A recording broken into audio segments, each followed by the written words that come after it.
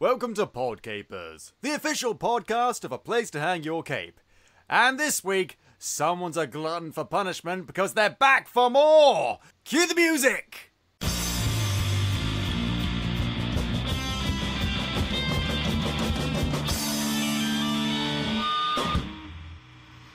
Hello there, capers, and welcome to PodCapers, the official podcast of a place to hang your cape. This is a show where we talk about various geek and nerdy related topics, and are joined each week by a very special different guest. My name is Scott James Merridew, and this week we're talking with Rachael Smith, who you may remember from another podcast we did way back when, in the mists of time, talking about the various comics she's done on Patreon and such like. Rachael, how are you doing? I'm well, thank you. It's good to be back. It's good to have you back. We haven't had a lot of repeat people on here. We've had obviously Mark and David Milowski and Fred McNamara, but not a lot of people coming back for more. It's good to have you back. Thank you. Yeah. It's clearly we're ramping up in terms of popularity. If you're willing to subject yourself to me again. No, I had a good time last time, so yeah. That's because David was here. I think it's going to be fun. Yeah. Now, Rachael, you're here because you're doing something on Kickstarter, aren't you? I am. I'm releasing a deluxe version of my book Wired Up Wrong, which is a autobio comics about kind of living with depression and anxiety. And a cat. Yeah, and it's doing really well. And a cat. I yeah, there's saw a cat on the Kickstarter. Now, so before we go into the Kickstarter thing, let's just talk about the original Wired Up Wrong. You gave a pretty good summary of it. Sure. We talked a bit about it in the last time we were here. So, as you say, it's basically autobiography of you, based on basically almost like cartoon strips, like you'd read in the funnies about you and your life and stuff like that's going on. That was just compiled, which I really liked. And so you're just basically expanding on that. Yeah, I mean, I did the original Wired Up Wrong was 40 pages long, and I kind of just did it as a bit of fun, really, and because I wanted to have a new book out for Thought Bubble last year, not the one just gone. Oh yeah. And I was like, hey, some people might get a kick out of this, like people like my diary comics. Some people did. Some people did. I'm one of said some people. Sure, yeah. But I just kind of did it as a bit of fun. And then the book sold out super quickly, and people were saying they found it really helpful and it made them feel less alone. And, and it helped people who were suffering with depression. It helped them kind of find ways to communicate how they were feeling, because talking about these things helps. Sure, exactly, and people, but it is quite difficult to talk about, I think. And people that didn't suffer with depression found the book really helpful to understand people that do. So I was like, oh my god, this is a more important book than I thought it was. This isn't just a bit of fun. So I thought, well, it is that. It is a bit of fun, but it's a... God, yeah. I mean, I find it lots of fun too. But I've had lots of fun, but it's a good kind of fun. There's a strong underlying foundation of seriousness to the fun, which means you can enjoy the fun all the more because, it's good kind of fun. Sure. It's nutritious fun. Sure, that's a nice way of putting it. Yeah. I guess I was like, well, I need more copies of this book. But now that I know that there's such an audience for it, rather than just reprinting the same 40 pages, I could do something really special. So that's where the Kickstarter came into it. So with the Kickstarter, I'm adding 100 pages, and there's going to be a new cover and stuff. So, yeah. Yeah. I think I saw the cover. Should we give it away? Yeah. Oh, yeah. No. Yeah. Because it's you in a boxing ring. Yep. It looks pretty cool. You're facing off against Barky. Na na na na na na. And I've got Adam and Rufus cheering me on behind me. Yeah, Adam is your partner and Rufus is your cat, isn't he? Yes, that's right. Yeah. Yeah. Right next to one of my favourite bits. I think it's also one of your favourite bits from Wired Up Wrong. Next to the Wheel of Feels. Yeah. You can make a whole So game show one of out of the the Wheel of Feels. And now we've got a I contestant really here do. from Dorchester. Her name is Gladys. Gladys, what will you be feeling today? Let's spin the wheel. Horny. You're feeling horny, Gladys. Okay, fine. I thought that was a really So yeah, just interesting idea. thank you. Yeah, for people that haven't read the book, so one of the ways in which I communicate how I don't think my brain works properly is I've made up these two little game show hosts that live in my head, and they decide kind of how I'm going to react to things. Because sometimes my reactions to things are just so I can't even explain them. So they kind of spin a wheel, and my mood is decided on complete random chance, which is how it feels sometimes. I think a lot of people feel that way. I mean, for me, it's either one of two ways. It's either casual disinterest or manic, hyper, love this, or often number three, sheer incredulous rage. I just got You don't you don't do things by halves, do you? No, I do not. No, I do not. I either don't care, love, or hate. But this is one of the things that I love, Wow. thankfully.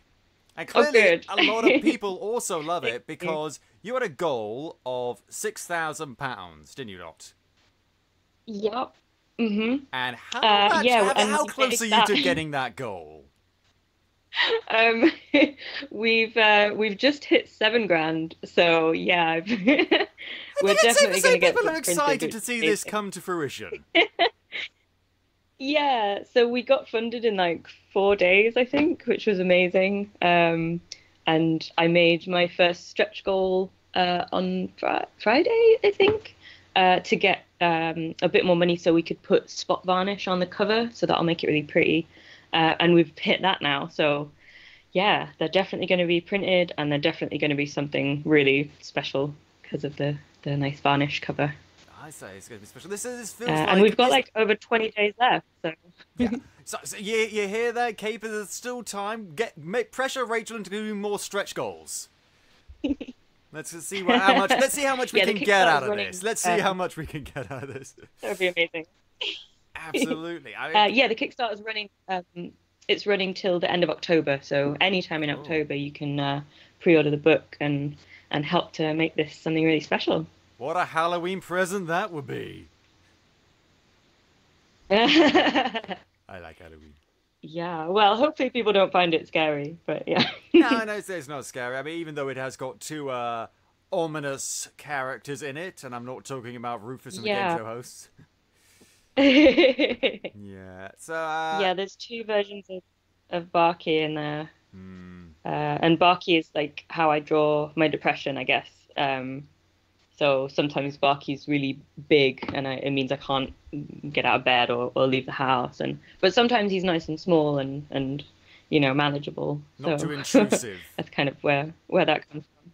And that's Yeah, one of the I can things just put him in my pocket. Yeah, that's one of the things I liked about the let's call it for what it is, the original Wired Up Wrong, because Yeah. not only was Barky, a the worst Barky, sort of the big, more concrete, fluffier, less fluffy evil, one. the fluffy one, more psychologically manipulative, but also he was Yeah. physically manipulative. He meant you literally.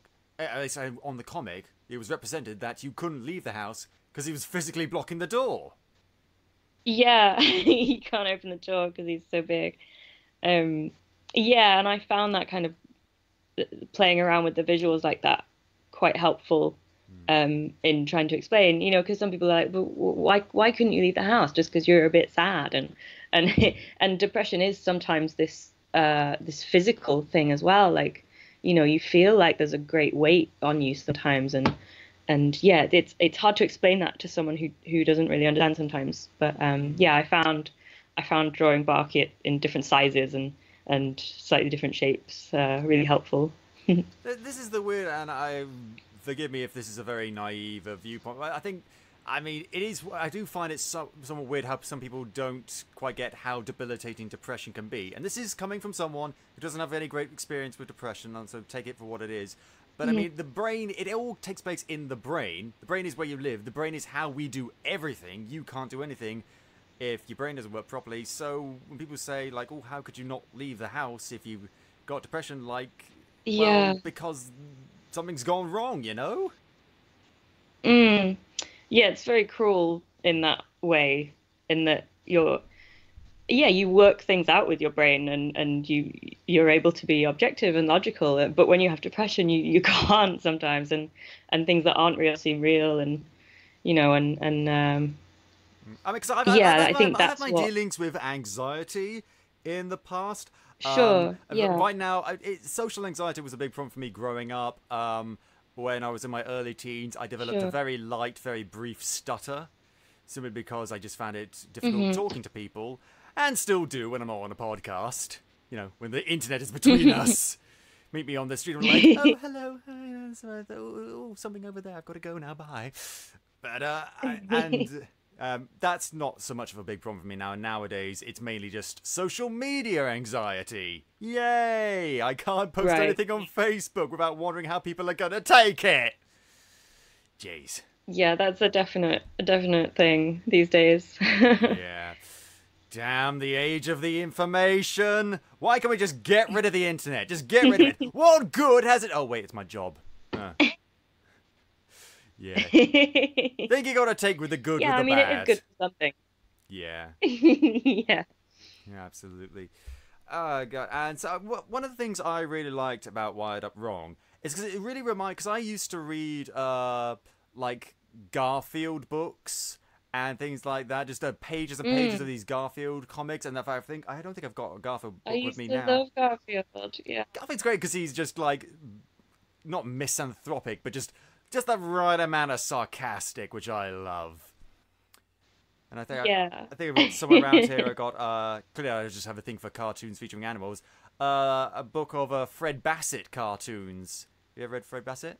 Oh yeah, yeah. Yeah, I know yeah, I don't know it as well as I know Garfield, but yeah, I remember reading it in newspapers and stuff. he never really broke America, did Fred Bassett? He's an English thing. No, Yeah, it's a he's got very British he's sense of humor. he's Sometimes they weren't even really jokes as well. Like it was a weird comic. it was literally just like, oh, the humans have done something weird. Yeah. Oh, look, there's a Scotty Yeah. dog called Jock. Yeah. Okay. Yeah. Yeah. He never got big like, like something that clearly would appeal to, I guess, an American audience, like a domestic abuser like Andy Capp.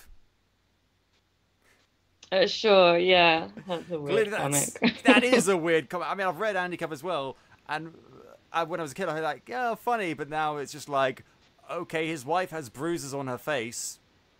This is disturbing. Yeah. This is actually You disturbing. kind of see That it didn't for what happen it in is when you get Garfield. older. Can you imagine if John tried to do that to Liz in Garfield? Actually, no, tell you what, it would more likely be John with bruises on him in that relationship, but still. Yeah. Oh, God. I do like that just because it's like its own mini story, this mini vignette, and you move to the next one, but it's all part of this one big tapestry, if you will. This one big story about you and your life. Yeah, I mean, I like the idea of, you could just have the book on your bedside table and you could just dip in and out. You don't have to read it in any order, really. But it does all sort of add up to this kind of theme, I guess, of just living the way I do, and misunderstanding how my brain works, basically. But yeah, you could just take the pages by themselves if you wanted. Or you could just read little bits now and again.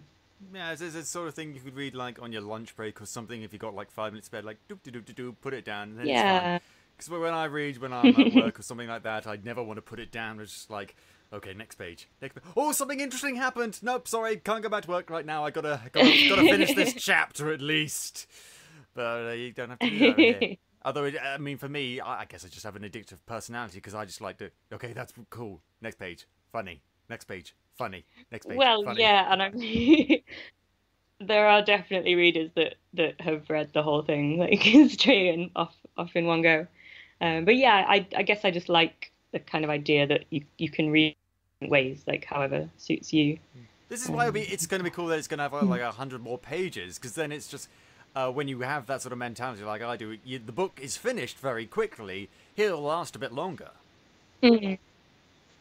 I think. Well, yeah, and hopefully some of them will kind of make you want to go back to them as well. Because maybe if people are suffering like from depression, maybe they'll find it helpful to kind of go back over things and stuff. But We yeah. really explore these themes because that's what I do like about the media, whether it be printed media or audio media or visual media. It's people really do connect when you talk about these sorts of topics and you talk about these serious things, and it can actually help people. A lot of things I hear is like an episode of a TV show helps someone deal with grief, or a book helps someone deal with relationships and things like that. So that these sort of things do have an impact on people when they're done right, when they're actually, For sure. when effort is put in and it's not just lazy and cheap and just a drama for the sake of drama or something like that. I mean, yeah, I guess I've had people tell me the book made them feel less alone, which is an amazing thing to have someone tell you. And if my book helps just one person like reach out for help, or if they're struggling, then it'll totally be worth it. Yeah. Because nothing makes you feel better than laughing.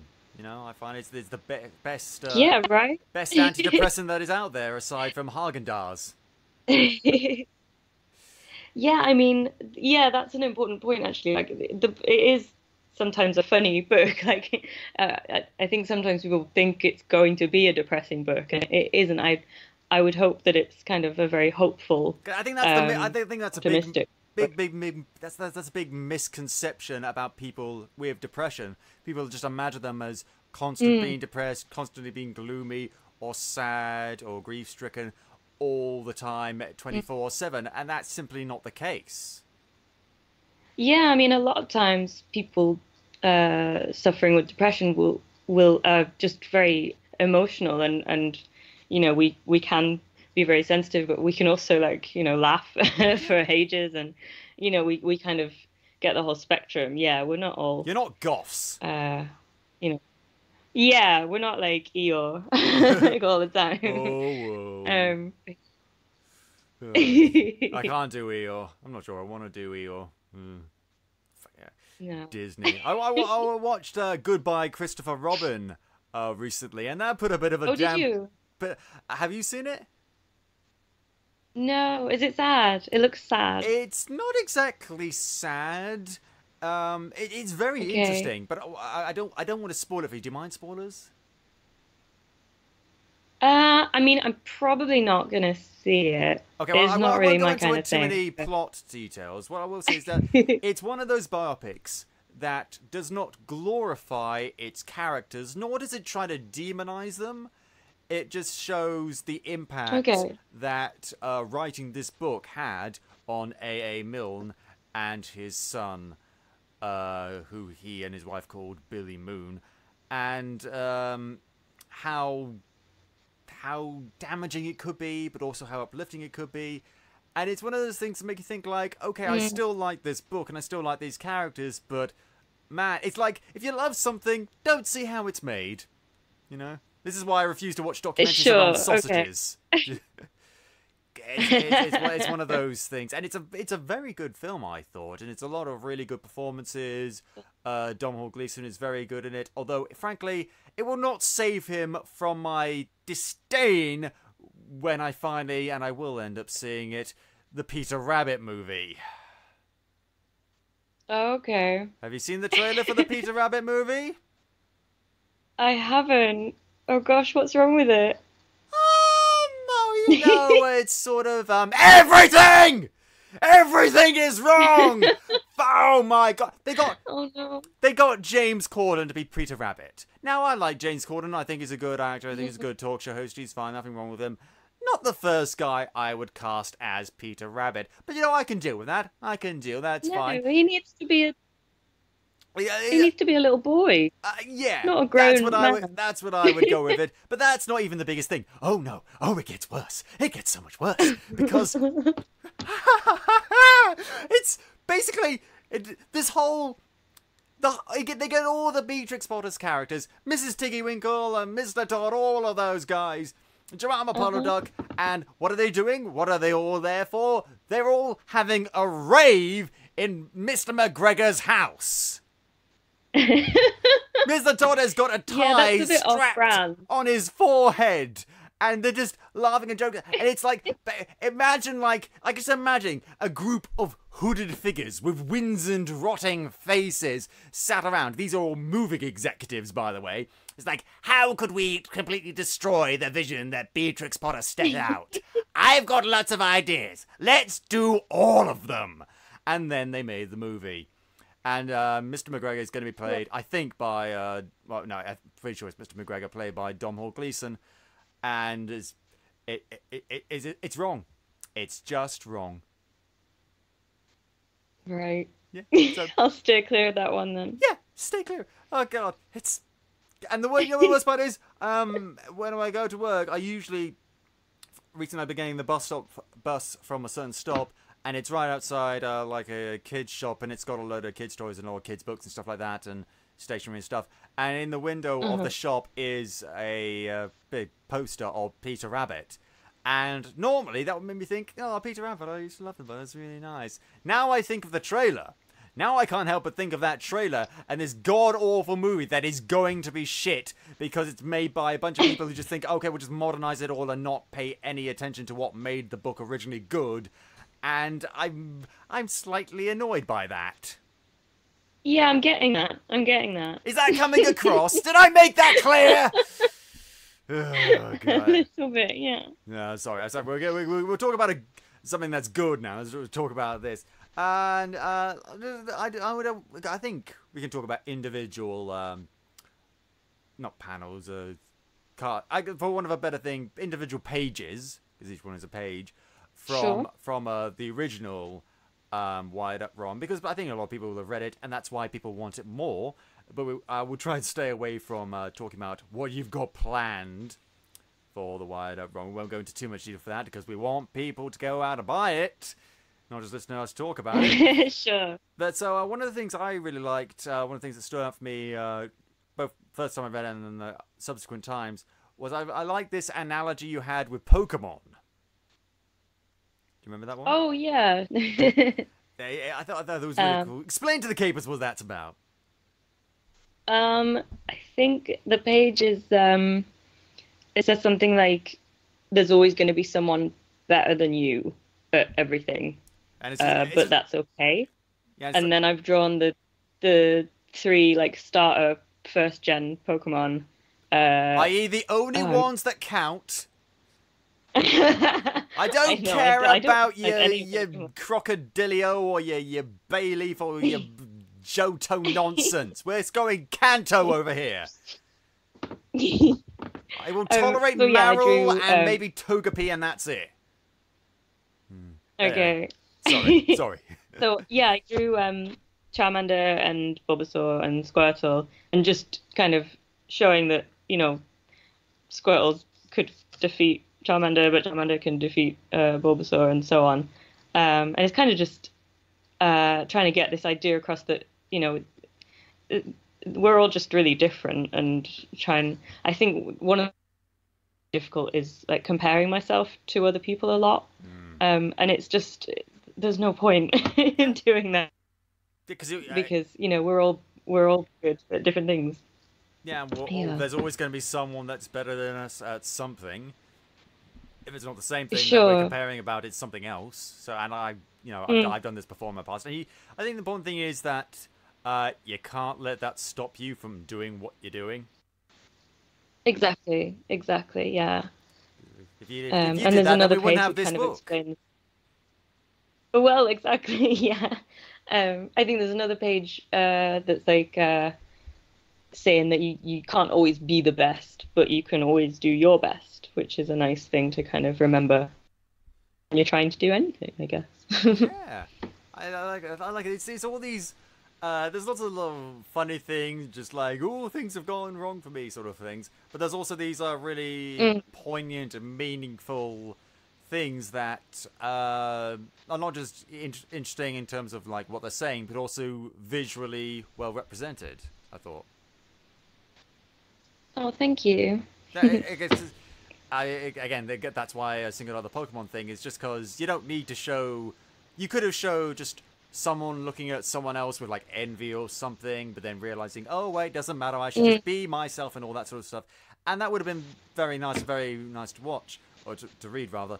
But all you did was just show the 3-star Pokemon, little arrow going through all of them, and that's all you needed to do. Yeah.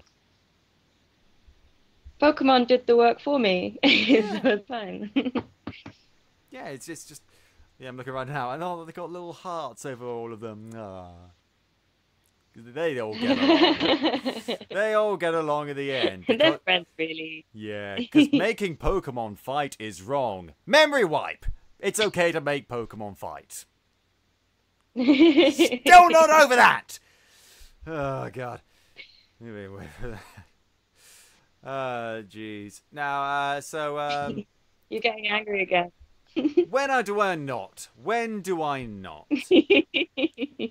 Now, your cat, Rufus, features quite heavily in the book. What's his reaction to all this newfound fame? How's he coping? He's pretty much the same. He takes it all in his stride. If you watch I've got a little video starter page, and I try and like include him and get him excited, but you can see on his face he just doesn't care at all. But thoroughly unimpressed with his turn of events. Sorry, was that?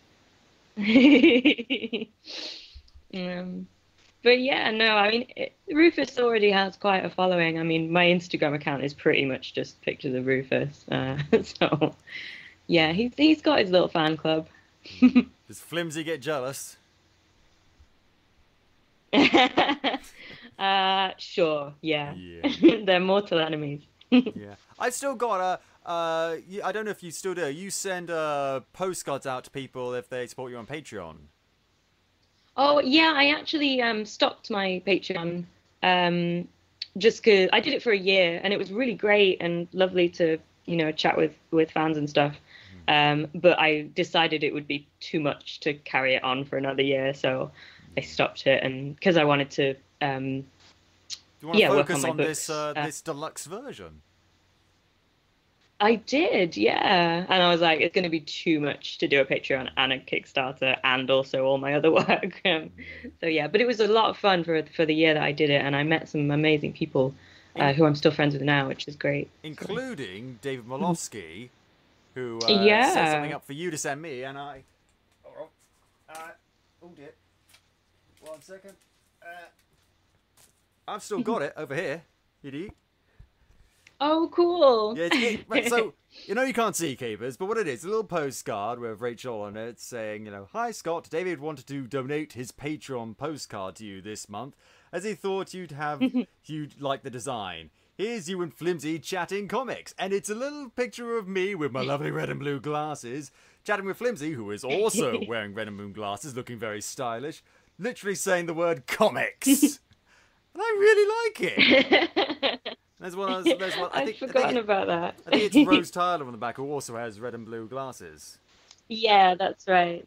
So thank you very much for that. That was really nice. You're so welcome. I still got that. I like that just because it's cool. It's not every day you get to look at a picture of yourself talking with a cartoon cat that's wearing the same glasses as you.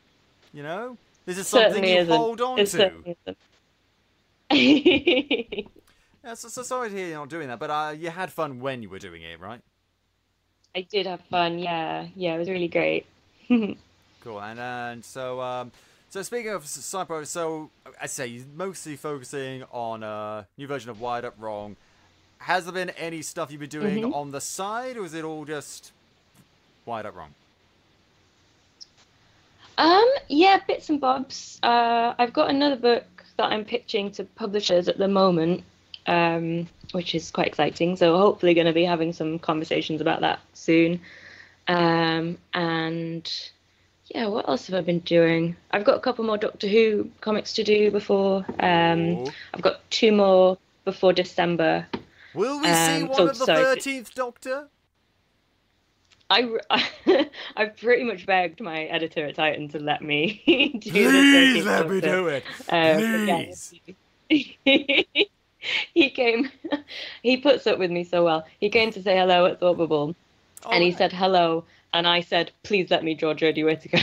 Oh, Like, that's nice. No, hello, no thanks for coming. yeah, Please let me do the 13th I'm Doctor. past the point of even saying hello to him now. I just, It's like please let me across do the room at the office, like, hello, Rachel, let me do the 13th Doctor. You meet him at lunch. Oh, what are you having for lunch, Yeah. Rachel? Let me do the 13th Doctor already. Yeah, it's pretty much what he gets from me now. But my 10th Doctor pages. So I do if, in case people haven't seen, I do the backup strip in the 10th Doctor Who comics. So I get one page in every issue. So they're going to finish after early next year, I think. So yeah, I'm not quite sure what I'm going to be doing, but You move on to the 11th my editor Doctor. has said, he wants me to work with them in some capacity. So Oh, good. whether I'll just be doing variant covers and stuff, I don't know, but yeah, I'll be doing some Doctor Who stuff. Defs. Defo, absolutely. I mean, I think that'd be cool. I'm excited for the 13th Doctor. I think it's about bloody time. Me too. I know, right? Yeah. I cried when they announced it. I was so excited. I mean, But yeah. I do have slightly mixed feelings here, though, because of two reasons. One, I don't like the fact that they tell people who the next Doctor is going to be and what they look like. Because I just remember being like 13 years old, seeing Christopher Eccleston regenerate into David Tennant for the first time, and just being blown away. Just like, holy crap, what's going on? What's all this energy come from? Oh, he looks different. What is happening? Who is this guy?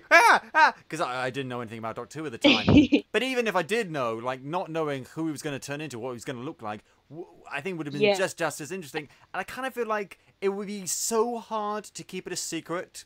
I think they should try, though, anyway. Yeah. Because either way, we're going to turn up and sure. watch. We don't need to know exactly who it is. In fact, not knowing will be even more interesting. Maybe. I don't know. I think more people would tune in if it wasn't announced. Yeah, Because even if you're not that into Doctor Who, you kind of want to know, don't you? yeah, Like, yeah. It's like when you go see the new James Bond film. Whenever there's a new James Bond, you might not watch the rest of them, but you like want to know, okay, who's this new guy and how's he's going to turn out. But the second thing I didn't like about it is, yeah. and I'm sorry to say this, I don't know if this is for definite or not, but I really don't like the outfit. No? Yeah, because well, it's fine. It's fine. There's nothing wrong with it. It's just, and I do feel a little bit weird that I'm, there's a female doctor finally, and first thing I'm doing is critiquing her outfit. I think that's a bit weird, but it's kind of boring. It's kind of boring. It's a bit. I mean, it's not boring, but nondescript. Like the last Doctor, he had like the black coat with a red interior, and it was kind of cool and like stage magician-y. Other Doctor, he had like a Victorian get-up and like the tweed and the bow tie. And this she is just like a jacket, a long jacket, and a hoodie. And the last one had a hoodie as well sometimes. And it's just like it doesn't need to be like flamboyant. Don't have to go back to the 6th Doctor here. We don't need that. But it could have been just it might not be what they have her in like all the time. Yeah, absolutely. And that's another thing I don't like. I don't like how the Doctor keeps on changing clothes like all the time now. Just like just have one outfit and stick for it for a little while, then change it, stick with that for a little while, and then regenerate. That's all I don't like change. I'm not good with it, although I am looking forward to this change. Gradual change. Yeah, if you don't like change, then maybe this isn't the show for you. Yeah. There's a lot of change coming up though, because you've got new showrunner Chris Chibnall, who I'm looking forward to seeing. Bye, Moffat. You were interesting. Yeah. Yeah. Let's see how many times we can kill Rory. Oh, we managed 5 this season. Wow. Mixed feelings about him. Mixed feelings, but I think it's going to be good. I think they picked a great actor to do it. Of course, and she's worked with Chris Chibnall before, and it's just going to be cool. I'm looking forward to seeing that. I'm looking forward to the Christmas special. That's another thing why I think they should have kept it a secret, because we're now mainly looking forward to seeing 12 regenerated to 13 when we should be looking forward to the Christmas special just because of the Christmas special because we're going to see 12 again. So now, Yeah. So I don't know, but that'll be It's funny. cool, and we get to see the first Doctor again. That'll be nice. And we talked about Doctor Who for way too long, so that's as much as I do like to talk about it. Got the sonic screwdriver right here. Awesome. Yeah. So now there's another page on Wired Up Wrong that I really like, just because it's sort of a, I don't know if this is the right phrase to use, non sequitur or something. Just because it's nice. There's a page about a manatee. Yeah. Yeah. Just nothing much going on. It's just a manatee. There's a little manatee floating along. Just like, I think it's just 4 pictures of a manatee. I just find them really calming. I find them really calming creatures, and they float about, and they're never worried about anything. They just eat the sea kelp or whatever they eat, and I just like them. They sort of just blob around and not do much. I mean, they're very. Apparently, they're quite friendly. And they don't really attack humans because they can't, because their jaws, they do have teeth, but they're like way down in the back of their throat. So unless you stuck your whole arm down the gullet, it couldn't bite you. So it just like, I mean, dolphins, they're lovely, but they can attack you. They can like poke you until you die. Yeah, if they wanted. Yeah, but manatees, they're just I don't know. I just like. I don't know if that's the noise a manatee makes. They're such a. They're such a lovely shape as well. I love the shape of them. They're just really funny. They almost look like. So yeah, so I thought I'll draw a bunch of manatees, and maybe someone else will find them as calming as I do. I find them rather calming. I think they're rather nice. I mean, they for me look like probably the closest thing to like a Pokemon again that we have. Like they're just like a cute little creature. And they're just cute. I just like that. Yeah. You got a great caption. We should all try and be more manatee. Yeah. You should try to be more like the manatee. In these turbulent times, just go. I'm pretty sure there's a lot of. I'm pretty sure. I don't know if we have a lot of marine biologists in our audience, but I'm pretty sure a lot of them are getting quite angry at me right now. That's not the noise they make. I don't know. Oh, jeez.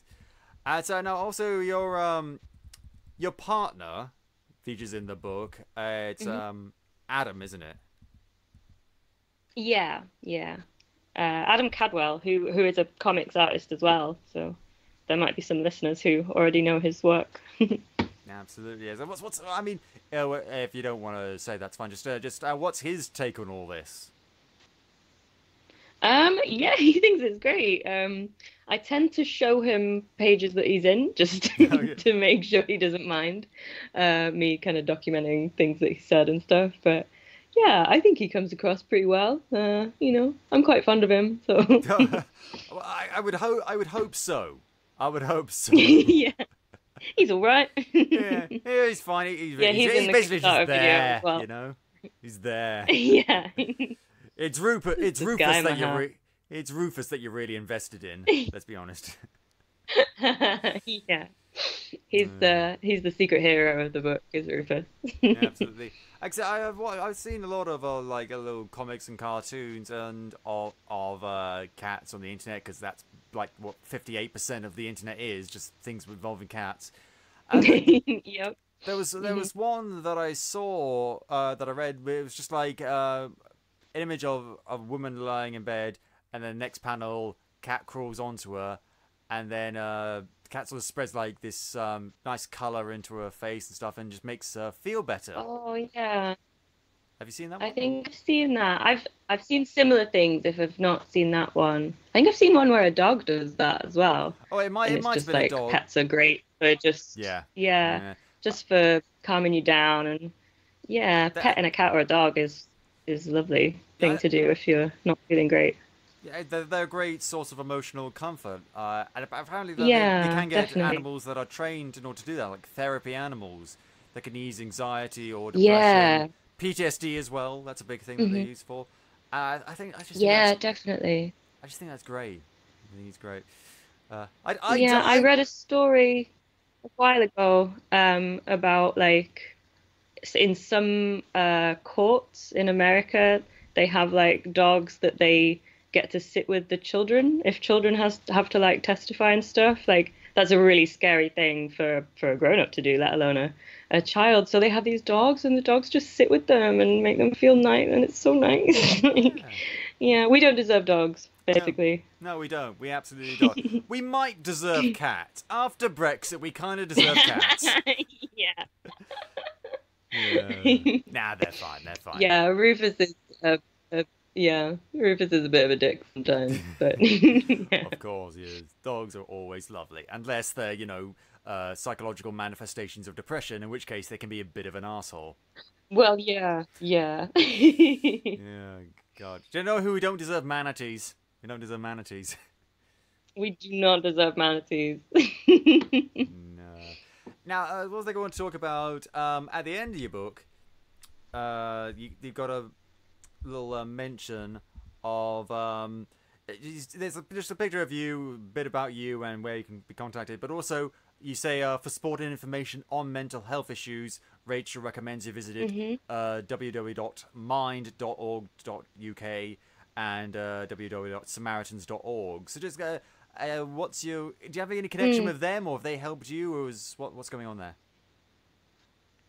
No, not really. I just and I'm actually going to put a bit extra in the new book. I just wanted to make sure that people.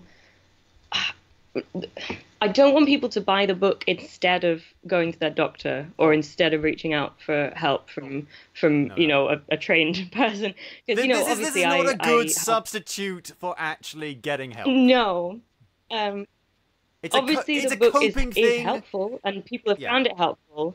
But I'm not a doctor, and although my experiences are very relatable, everyone is different and needs different kinds of help. Whether people go and get therapy, or whether people go and get antidepressants, or whatever, or find meditation is helpful, or there's lots of different ways, and I guess I put that in there just to make sure that people knew that they should go and speak to their doctor. They should call the Samaritans if they feel like they're not safe.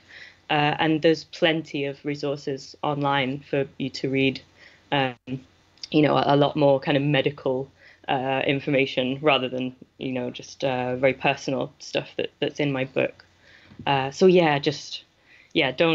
buy the book instead of going to your doctor. I'd much rather you go to your doctor. Absolutely. I just think it's great that you've done that, just because at least in this country, how we handle mental health, I think we're getting better. It's not been great for a while, though. It's not been great just because this has been an atmosphere of there's either very few resources to talk to, like those things, or it's just like a case of just like don't talk about it, just grit your teeth and get on with it, which is not the most healthy thing to go about. It's not, and this kind of, we're British, so we must have a stiff upper lip all the time. We don't have really feelings. We have a stiff cup of tea. Yeah, it's a really bad way of thinking about it. And in the new book, in the new pages, I kind of talk about how I reached out and got help from a therapist who I'm now seeing, and just that whole thing was so huge and scary in my head, but in actual fact it was quite straightforward. It just took a phone call, and then I went and saw someone, and I had a little bit of a wait, but it was so much easier and less scary than I thought it would. So hopefully that'll inspire people to reach out as well, and just talk about it, because people get so talking about it, and they really shouldn't be, because it's just an illness like anything else. If you broke your arm, you wouldn't not go and get that sorted out. Well, I would. Just because it's your brain, I'd fucking grin and bear my broken arm. That's what I do. I will reset it myself and wrap it in toilet paper. I'm a man. Nah. No. Well, yeah. Good luck with that, then. Good luck with that. Oh, look, it's fallen off. I might go to the doctor now. I might, if I've got time. Oh, jeez. You sound like the Knight from Monty Python. What's that, who from Monty Python? Where his arm's off, but he's like, it's fine. It's just a flesh wound. Oh, yeah. What are you going to do, bleed on me? I'm invincible! Yeah. Oh, have your leg!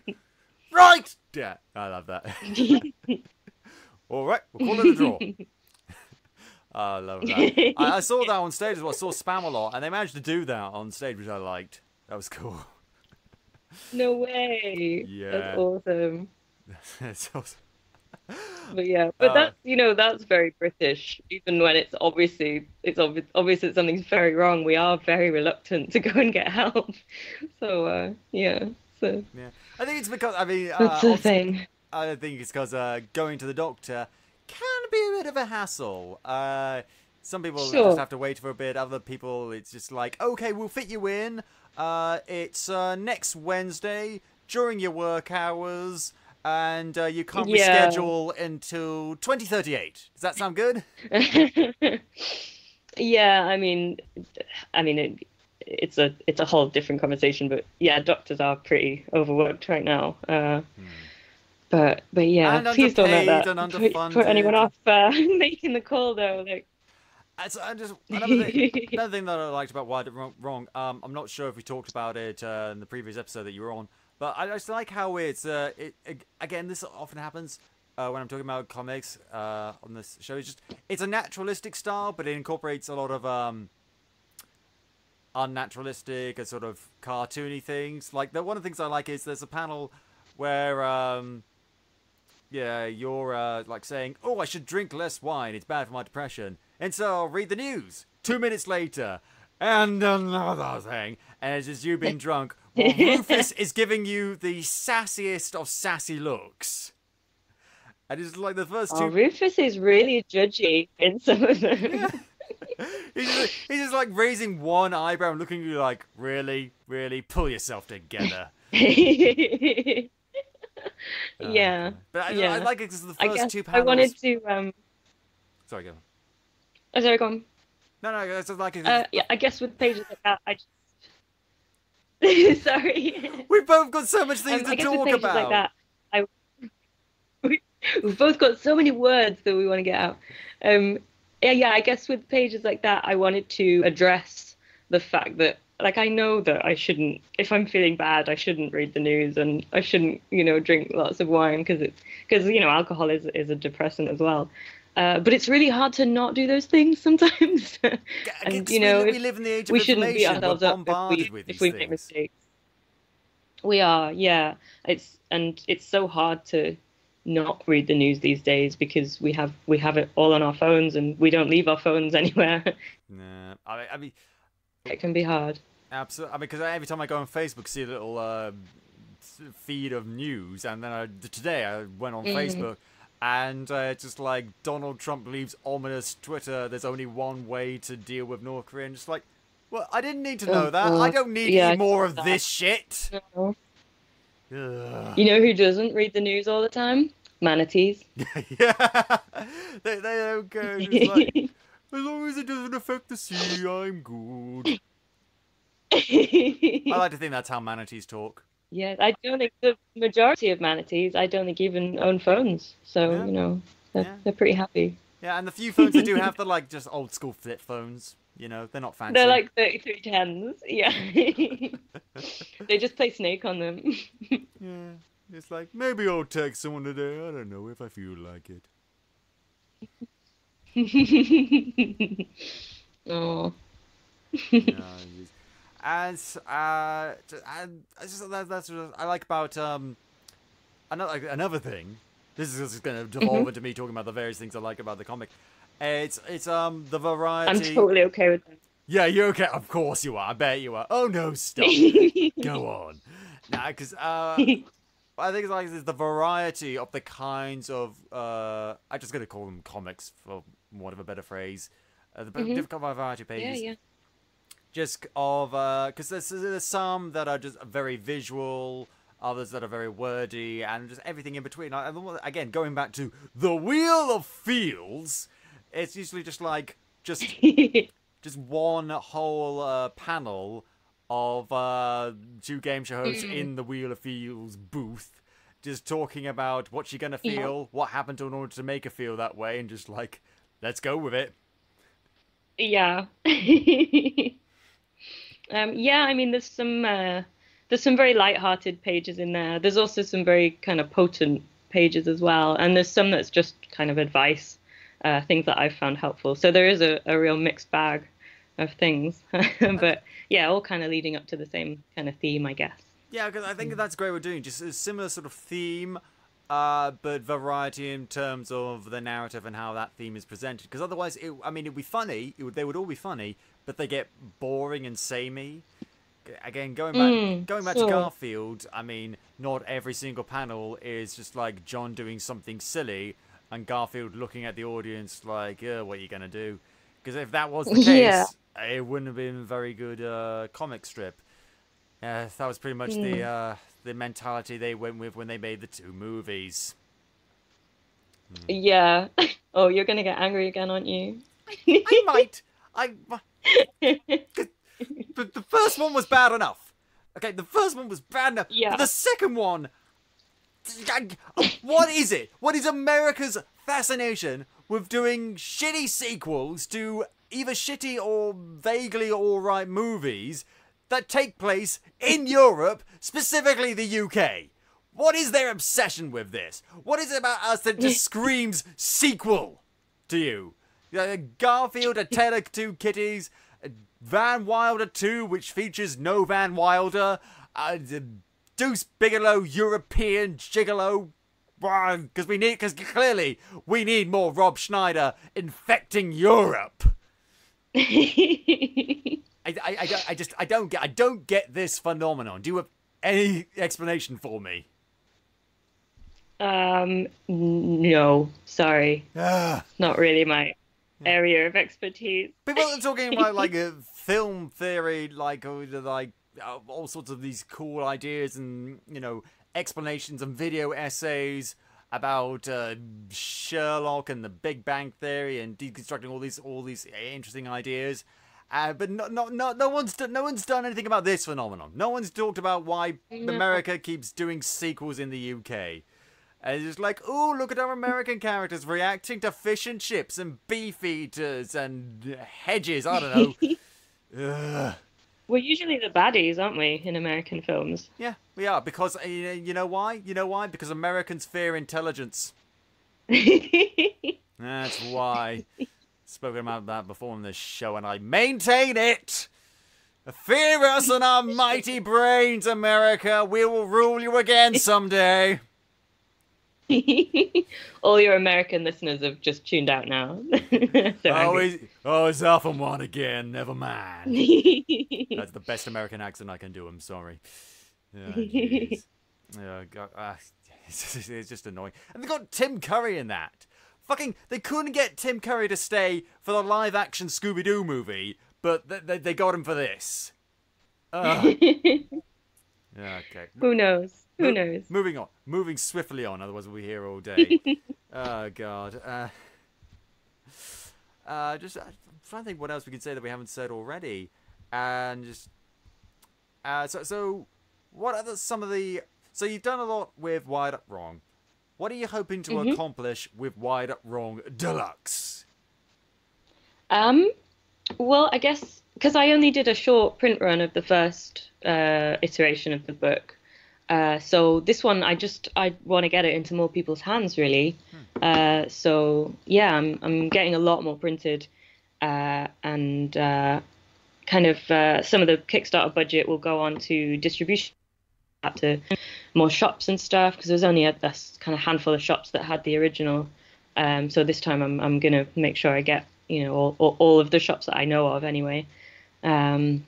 And yeah, just reach out to more people, I suppose, is the main thing, and make it into a much nicer and better product, I guess. It was already a pretty damn good product to begin with. Come on. Oh, thank you. Thank you. I do like it. And I remember what I was going to ask. I was going to ask, what happened with that? It was like this Japanese folklore book that you were doing. Oh, Bess. Yeah. Yeah, poor Bess. Bess has kind of been a little bit ignored by me. Oh, which is bad. Dear. Well, you mean we won't be seeing any more of that creepy demon girl that you have to offer sweets to? I feel you so... will. The loss, Rachel. No. I think what I want to do with Bess is I need to write. I tried to do it as a webcomic, and then I've kind of learned that I'm not the best. I don't work in the best way for webcomics, so maybe they're not for me, which is okay. Because So what I want to do is with webcomics, it's like a bit like what you're doing with Wired Up Wrong, with like these individual vignettes, but it's with this continuous running narrative. A lot of them, and you've done narrative books, and they're very good. But it's sort of like a combination of the two. So maybe it's like that sweet spot that you're not quite comfortable in, maybe. Yeah, I mean, I wanted it to be a more kind of organic process. So I wanted to just go week for week and not really plan it, but that really didn't work for me. So and that's okay. Like I'm still learning, what things best suit me as a creator. But I think it's not the last thing you'll ever do. Exactly. But I think I work best when I write everything first and I plan it all out and then I draw the pages. That's just the way that I like to work. So I am going to do that with Bess. I just need a little bit of time to sit down with it. So maybe after I've done, after I've finished the Kickstarter and after I've finished pitching the new book at the moment, I'm going to sit down with Bess. Because I've already had publishers saying they'd be interested. So it would be quite an easy sell, I think, but I need to write like an ending. I need to figure out what's going to happen. So I find that writing endings for stories is usually a good idea. Yeah. And then Frodo went up to Mount Doom, and where's the rest of it? What happened? What happened? Yeah. So yeah, Bess is gonna be coming back, but just as a slightly different thing, I guess. But yeah, don't worry. I've not completely abandoned her. Good. I'm glad to hear that. Watch this Space Capers. And after that, I mean, dare we hope for a sequel to The Rabbit? Perhaps The Guinea Pig? Well, as I say, I have written a new book. I just need to sort out how I'm going to publish it. And I need to draw the pages. It's written, but it's not all drawn. So that will be next, and that'll be a standalone story like The Rabbit, but yeah, not necessarily a sequel, I guess. I still have nightmares. I'm hoping early next. I'm really sorry. That rabbit, hoping, Craig. I remembered his name this time. I don't know why I said last episode. Yeah. I said Graham. His name was Graham when it's not. But Graham. Yeah, although I think you said at the time. His brother. His brother Graham, like, I'm here to avenge him. No, fuck away. Get the fuck away, Craig, Graham, whatever your name is. You freaking demon rabbit! It's so... No. I don't... You've got Barky, I've got Craig. That's why, just this nightmare demon thing. Yeah, I think I figured Sorry about that. No, I don't think it's actually your fault. I think the reason why it was is because I think I watched... not all, but I think part of Watership Down when I was a kid. I think there was this one rabbit idea, like this dark bunny shadow thing that freaked me out. And so I think that's just a continuation of that. Sure. Yeah. I mean, Watership Down is a pretty scary film. Brutal. But it's kind of a rite of passage, like as a child with these rabbits. So... Oh, maybe it's I'm cute just little bunny rabbits tearing each other apart. Yeah, it's harsh. Oh, and so after the new book and Bess and Wired Up Wrong, Flimsy book out because everyone really loves Flimsy. We do love Flimsy. She always does really well at conventions and stuff. So nice. So I'm hoping for another book with her. So. Maybe she'll cross over with Wired Up Wrong and meet Rufus. Oh my god. Maybe. Can you imagine? No, that'll be cool. I'll be interested in seeing that. That'll be awesome. Right, so... thank you. So, how long have we got left on your Wired Up Wrong Deluxe Kickstarter? It's running throughout October, so let me just have a look. 3 days to go as of now. But yeah, the 31st of October will be the last day that it's running, so you got a little while yet. Yeah, but let's not waste time, Capers. Back this project now, I command you. Thank you. It's Yeah, and you can find it at rachelsmith.org/Kickstarter, or if you could just go to Kickstarter and search Wired Up Wrong, it'll probably come up. And yeah. Yeah. I'm looking over the Kickstarter. It's got a lot of stuff here. A lot of I can see. Oh, I can see new stuff. I can see new stuff. Preview pages. Yeah, there's some new pages on there, so you can see the kind of thing that you'd be getting. And rewards start from £3 for a digital version, and go up to, I think there's 4 different reward tiers for different budgets. So, yeah, very accessible. Very accessible. Very accessible in terms of ability to get, and accessible in terms of relatability when reading. Exactly. Exactly. Yeah. Well, you know what? I'm looking forward to reading it. I can't wait to get more. Every time I get something, I want more. I like Veruca Salt. I want it now. I want more. Oh. But so yeah, again. Well, you'll definitely have more with this book. Yay. And not more of Craig the Rabbit. Ricky. But no, that'll be great. So thank you so much, Rachel, for joining me on the show yet again and talking about this sort of stuff. It's been great having you.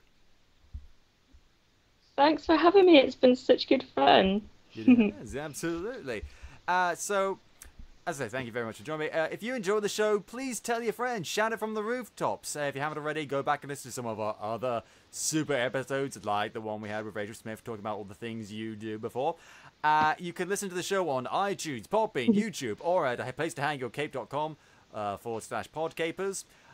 We've got a Patreon. Rachel may not anymore, but we still do. Check out the rewards. In fact, some of them may include us here at PodCapers. If you want to get in touch with us, suggest show topics, or maybe come on the show yourself and be subjected to my wrath, you can find us on Facebook, Twitter, and Instagram at AP2HYC. I can't turn this off. This is my whole personality all day long. It's very exhausting. Thank you for Dan Harris for a lovely logo, the lovely microphone, and the red and blue 3D glasses. Those are mine. Branding, people! And this has been, thank you, Capers, for listening. This has been PodCapers, the official podcast of A Place to Hang Your Cape. Cue the music!